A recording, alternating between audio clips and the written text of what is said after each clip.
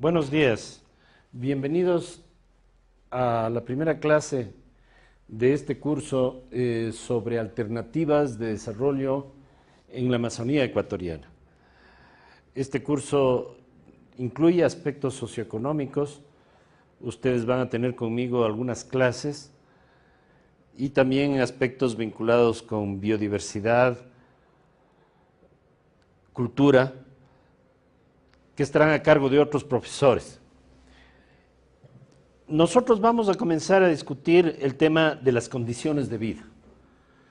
Cuando nosotros hablamos de desarrollo, nosotros estamos pensando en un proceso que de alguna manera nos permita, por ejemplo, tener mejores niveles de educación, tal vez alcanzar la universidad, tal vez obtener una mejora en las condiciones de salud, agua potable, alcantarillado, vivienda, tener acceso a empleos mejor remunerados, más estables. Tal vez nosotros pensemos en otras formas de mejorar las condiciones de vida, mejor participación, etcétera. Todo eso ha sido entendido tradicionalmente como desarrollo. Pero si estamos aquí también es porque tenemos un problema, porque tal vez todas estas aspiraciones que tan legítimamente ha tenido cada uno de ustedes que viene de la Amazonía, no se han cumplido. A lo mejor nosotros, por ejemplo, esperábamos que desde que el Ecuador en 1972 comenzó a explotar el petróleo nos traiga todos esos sueños de bienestar. Esos sueños tal vez no se han materializado. Entonces, por eso es importante ponernos de acuerdo en qué es lo que estamos buscando, cuáles serían nuestras aspiraciones hacia el futuro. Y esta es la razón por la que nosotros vamos a comenzar la discusión de los temas vinculados con la Amazonía y con el Ecuador, con una especie de tour. Vamos a hacer un viaje imaginario hacia el pasado, en el mundo, vamos a trabajar a nivel mundial y viendo qué es lo que ha pasado con la sociedad y la economía del mundo desde hace mucho tiempo. Entonces, les invito ahora a que hagamos un viaje imaginario hacia el pasado y que nos alejemos tal vez de la Amazonía o del Ecuador y tratamos de tener una visión mundial. Aquí tenemos un gráfico y quiero explicarles en detalle lo que nos estamos proponiendo. El tema del gráfico es cuántas personas hay en el planeta, cómo ha crecido o cómo ha cambiado la población mundial. Y aquí tenemos el tiempo. Este es el momento actual. Estamos en el siglo XXI, ¿sí? Pero nos vamos a ir hacia atrás lentamente. Aquí tenemos el año 1600. Aquí tendríamos tal vez el descubrimiento de América. Todo este largo periodo es la Edad Media. Y hacia acá tenemos el año cero de nuestro calendario, en el tiempo del Imperio Romano. Entonces nos preguntamos, ¿qué ha pasado con la población, no del Ecuador, sino del mundo? Desde el Imperio Romano, aquí, el periodo medieval, aquí cayó el Imperio Romano, más o menos en el año 450, el periodo medieval, el fin de la Edad Media, el descubrimiento de América, aquí está Cristóbal Colón, y luego vamos avanzando en el tiempo hasta llegar a la independencia de América y el presente. Y esta línea azul nos representa el tamaño de toda la población mundial. ¿Qué es lo que encontramos? Es una cosa muy interesante. Primero, ¿cuántos seres humanos habitamos este planeta en la actualidad? Me parece que el año pasado, o hace 2 años, superamos los 7.000 millones de habitantes. Es un número muy grande. 7.000 millones de habitantes. Pero, ¿cuántos habitantes había en el mundo en el tiempo del Imperio Romano? Y nos sorprende que era muchísimo menos de 1.000 millones. Aproximadamente 250 millones. Es decir, un número muy chiquitito comparado con el tamaño de la población mundial.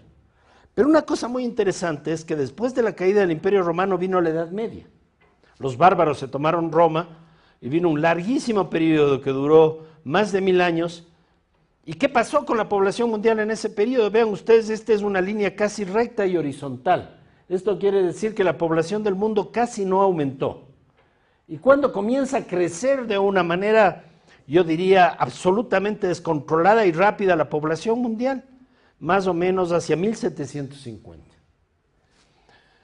De alguna manera en el Ecuador también han pasado cosas parecidas, durante todo el periodo colonial, por ejemplo, desde que llegaron los españoles hasta la independencia, la población del Ecuador era muy pequeña, era más o menos 500,000 habitantes, no creció en 350 años.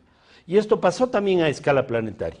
Pero desde el inicio del capitalismo, aquí hay un hecho que no está en el gráfico, que se llama la revolución industrial, cuando descubrimos la posibilidad de producir bienes, como todos los que tenemos aquí, por ejemplo un reloj, por ejemplo esta grabadora, o una computadora, o la ropa que vestimos, con máquinas. Entonces dejamos simplemente de producir bienes con nuestra energía humana o utilizando animales, por ejemplo el arado con un buey, y comenzamos a utilizar tractores, máquinas, buques, etc. Esa es la revolución industrial. A partir de la revolución industrial, que comenzó en Inglaterra más o menos en 1750, y que luego se difundió por todo el mundo, miren lo que pasó con la población mundial. Ha tenido un crecimiento gigantesco, y por eso ahora somos 7,000 millones de personas. Veamos, por ejemplo, en el año 1600 apenas éramos 500 millones de personas. O sea que en los últimos 4 siglos la población mundial ha crecido como 14 veces. Pero no solo eso nos preocupa. ¿Cómo está esta curva? Esta curva está empinadísima. Quiere decir que la población mundial va a seguir creciendo de una manera bastante acelerada, ¿sí? Por ejemplo, cada año la población mundial crece aproximadamente en 100 millones de personas, ¿sí? Eso significa 6 ecuadores. O sea que cada año le añadimos al mundo 6 ecuadores llenos de gente, ¿sí? Esto es una cosa que vale la pena pensar. Después vamos a sacar algunas conclusiones sobre eso. Y aquí tengo un gráfico bastante parecido que no nos habla de la población, sino de la producción en el mundo. Nosotros vivimos en este planeta y estamos produciendo permanentemente bienes y servicios. ¿Qué es un bien? De nuevo, por ejemplo, este reloj es un bien. Esta grabadora, este plástico, todas estas cosas son bienes. Algo que es producido por la economía mundial. Y también hay servicios. La educación, por ejemplo, es un servicio. Si yo hago un viaje turístico, es un servicio. Si sumamos todo eso, tenemos el Producto Mundial. Y encontramos más o menos lo mismo. Miren, en el tiempo del Imperio Romano, el Producto Mundial era muy chiquito, muy pequeñito. Tan pequeñito que casi no aparece en este gráfico. Y luego vino la caída del Imperio Romano. En realidad, después de la caída del Imperio Romano, el Producto Mundial no subió, sino que bajó. Porque los romanos tenían condiciones de vida mejores que las que prevalecieron durante todo el periodo de la Edad Media. Y básicamente bajó por como 1000 años. Y luego comenzó a subir lentamente, muy lentamente. Y de nuevo, tenemos un punto de corte aquí, un momento especial en la historia de la humanidad, en este caso más o menos 1820, que para América Latina es muy importante porque eso coincide con la independencia. Fue el tiempo de Bolívar. Y luego, ¿qué pasó con la economía mundial? Se dispara. Y sigue creciendo y creciendo y creciendo hasta actualmente alcanzar una cifra de 70,000 billones de euros, más o menos 100,000 millones de dólares. Esta es una cifra, es el tamaño de la economía mundial. Y aquí tenemos el ingreso por habitante. Esto es algo muy importante. ¿Qué es el ingreso por habitante? Es en promedio cuánto gana cada persona en el mundo. O sea, si juntáramos en una sola bolsa todos los ingresos del mundo y repartiríamos cuánto nos toca cada uno. Y ustedes les van a sorprender que si hubiera equidad en el mundo, cada uno de ustedes recibiría cada año 10,000 euros. O sea que cada persona del mundo recibiría, por el hecho de ser humano, más o menos 800 euros por mes, lo que significa más de $1,000 por mes. Entonces digo, si una familia de 5 personas recibiría, de acuerdo con esta lógica, $5,000 por mes.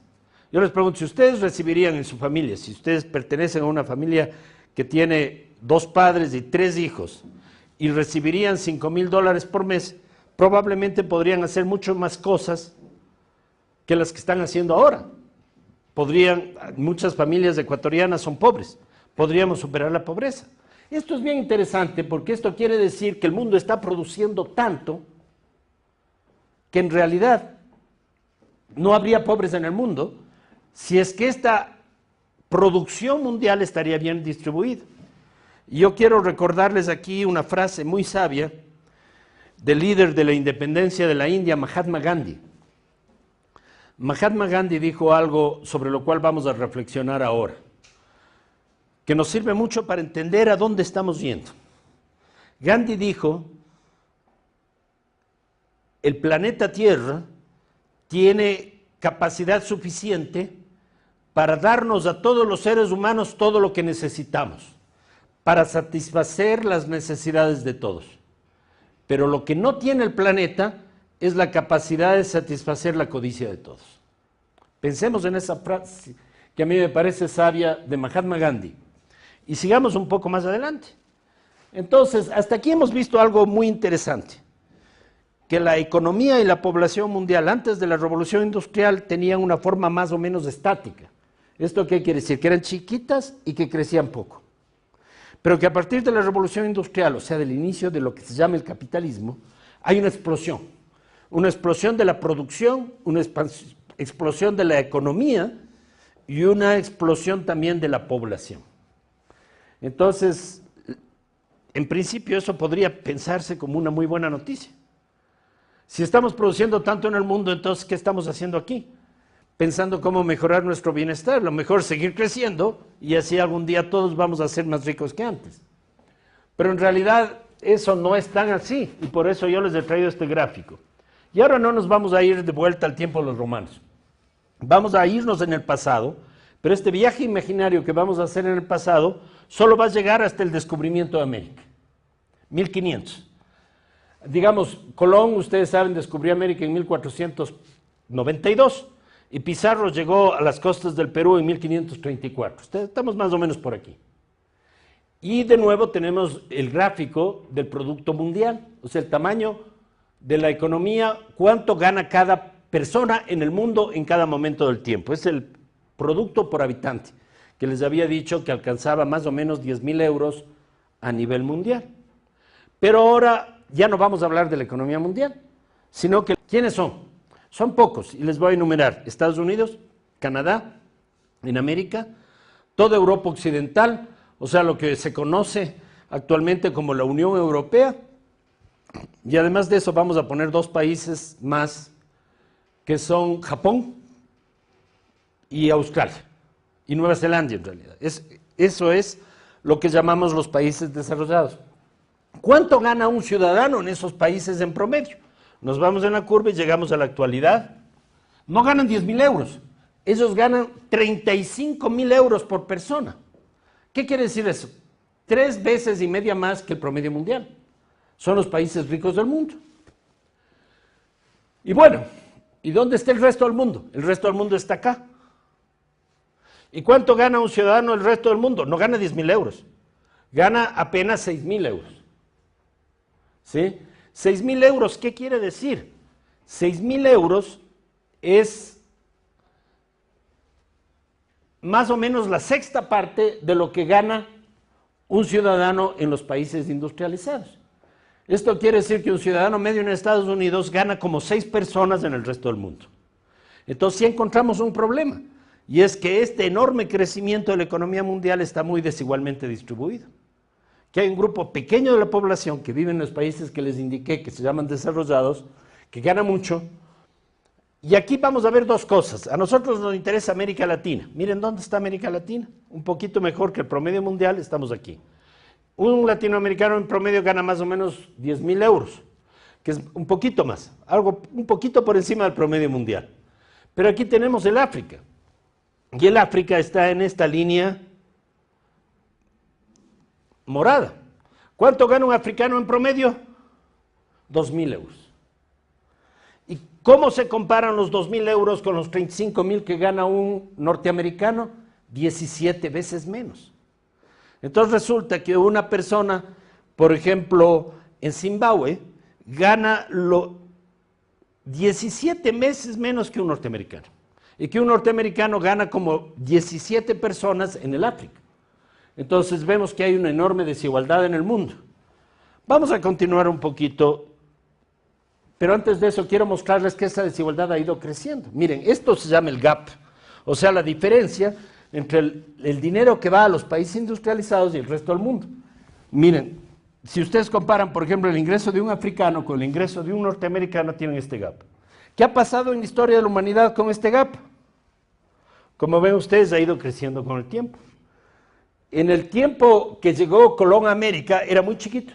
Casi todos los ciudadanos del mundo ganaban más o menos lo mismo, había pocas diferencias. Pero estas diferencias han ido creciendo con el desarrollo del capitalismo.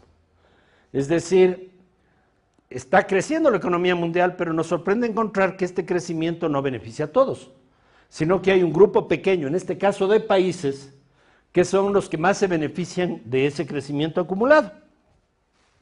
Y ahora vamos a ver de otra manera el mismo problema, analizando la situación de la economía mundial en el año 2012. Para los que tienen interés en profundizar en el tema, todos estos datos están sintetizados de dos trabajos verdaderamente espectaculares que se han hecho en los últimos años. Un autor se llama Agnus Madison, que fue el primer economista que logró calcular el tamaño de la economía del tiempo del Imperio Romano, y no solamente de la economía de Roma, que era probablemente uno de los lugares más prósperos del mundo, sino el tamaño de la economía china, el tamaño de la economía en la India, el tamaño de las economías más importantes del mundo de aquel entonces. Y eso nos permite hacer esta evaluación de larga duración.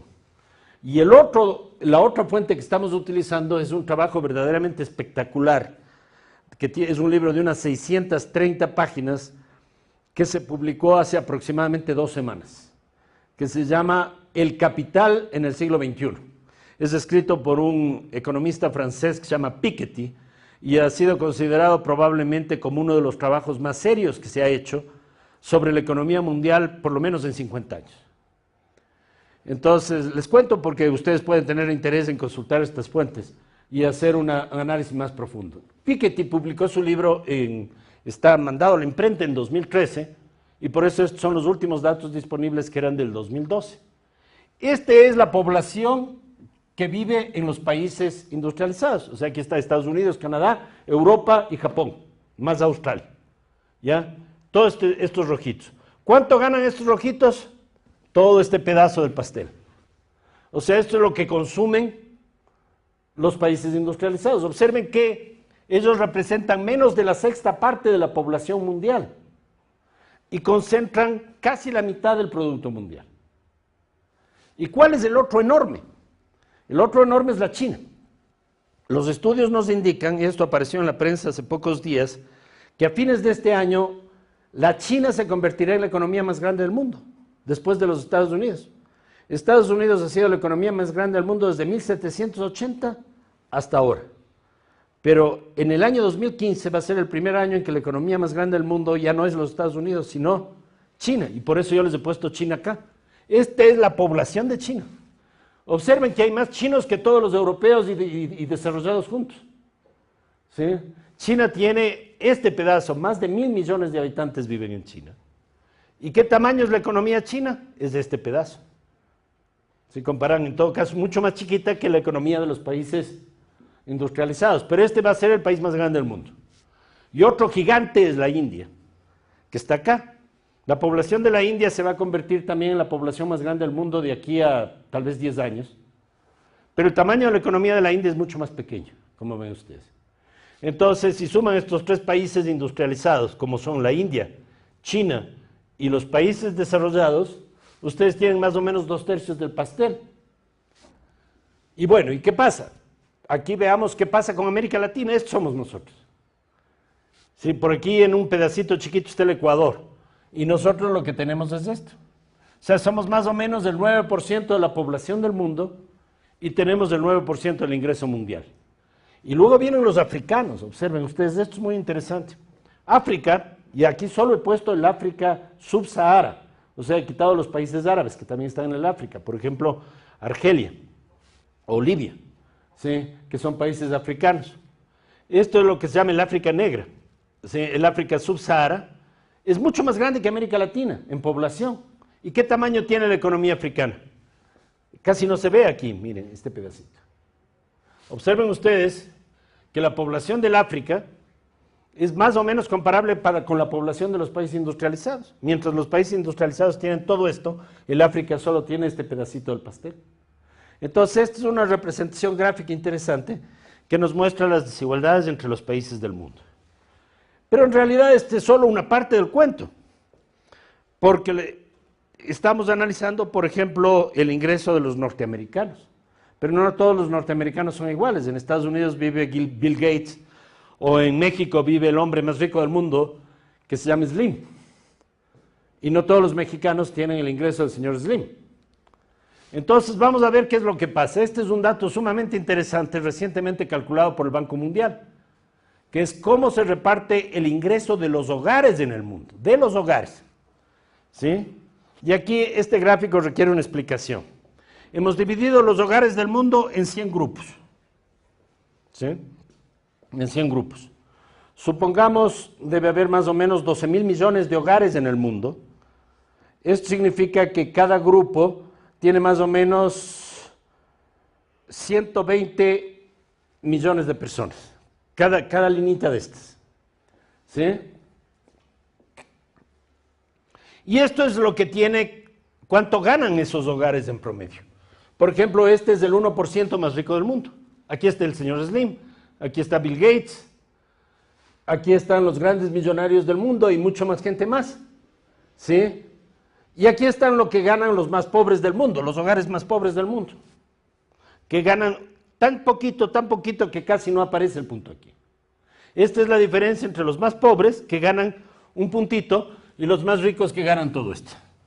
Bueno, pero vamos a pensar en lo siguiente. La primera cosa es pensar en lo que se llama la línea de pobreza.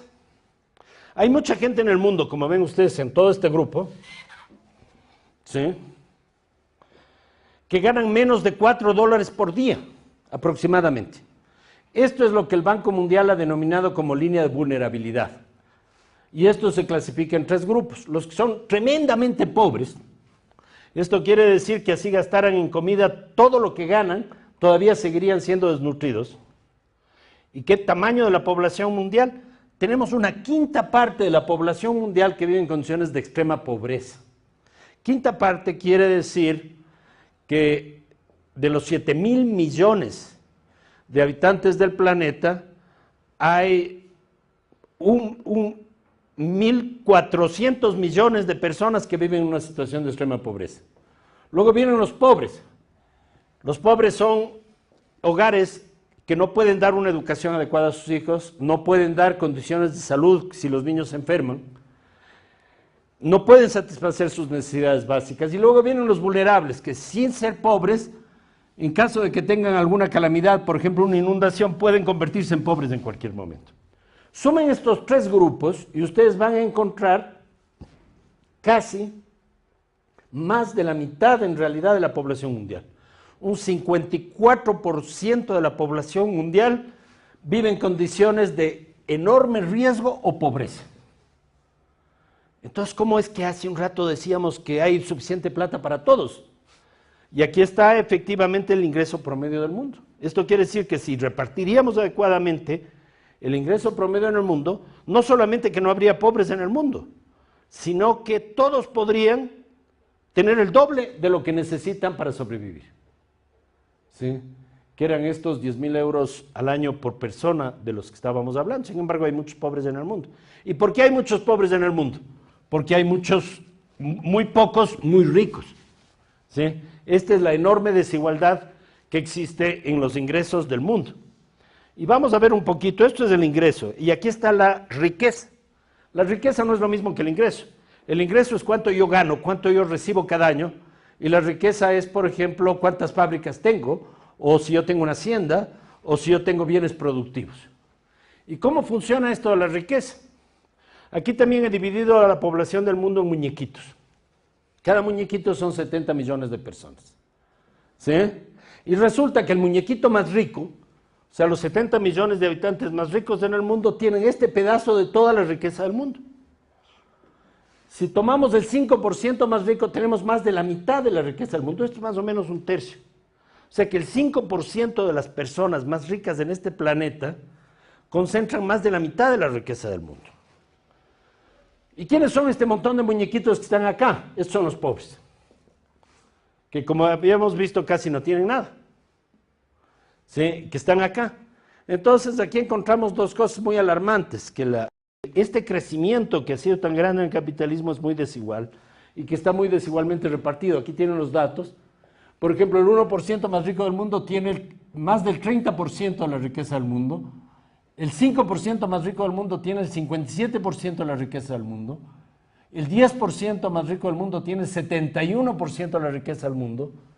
Y el 1% más pobre, el 10% más pobre del mundo, que serían 700 millones de personas, o sea, el doble de la población de los Estados Unidos, tiene apenas el 1 por 1000 de la riqueza del mundo. ¿Sí? Entonces, esta es una desigualdad verdaderamente extraordinaria. Ustedes pueden ver en esta presentación la distribución por continentes y por regiones. Entonces, aquí encontramos algo muy interesante. Y es que en realidad el mundo produce mucho, tanto que en realidad ya no haría falta producir más para satisfacer y para sacar a toda la población mundial de la pobreza, pero que sin embargo esto no ocurre. Y esto no ocurre porque el dinero está concentrado en muy pocos hogares. Entonces aquí volvemos a este libro espectacular escrito por Piketty y algunos datos que él nos muestra.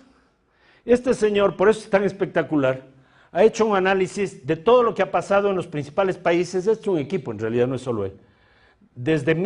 En este caso, desde 1910 más o menos, hasta el presente, en el caso de los Estados Unidos. Y ha dividido el ingreso de los norteamericanos en dos grupos. El 10% más rico, que son estos rojos, y el resto de los Estados Unidos, que son el 90% restante. ¿Y qué observamos? Observen ustedes cómo ha evolucionado el ingreso de los ricos en Estados Unidos. Cada vez son más prósperos, miren cómo crece. ¿Sí? Crece muy rápidamente. ¿Y qué ha pasado con el 90% del resto de la población en los Estados Unidos? ¿Le ha pasado esto? ¿Esto qué quiere decir? Que desde que vino el neoliberalismo y la globalización, más o menos hacia 1970, no han mejorado sus condiciones de vida. Y más bien en los últimos años, estas condiciones de vida se han deteriorado, han caído. Entonces sí tenemos crecimiento, y este crecimiento que a nosotros al principio nos parecía tan bueno, en realidad no es tan bueno porque beneficia a muy pocos. Y esto es lo que estamos encontrando. Entonces, vamos a hacer una síntesis antes de pasar al segundo tema que nos preocupa. La primera conclusión a la que podemos llegar es que desde el inicio de la Revolución Industrial, que como les digo ocurrió aproximadamente hace 250 años, en 1750, hasta el presente, hemos tenido un crecimiento que se llama exponencial, un crecimiento muy, muy rápido, tanto de la economía mundial como de la población mundial. A nosotros nos parece que este crecimiento puede ser positivo porque nos da mejores posibilidades, por ejemplo, de superar la pobreza, las privaciones, etc.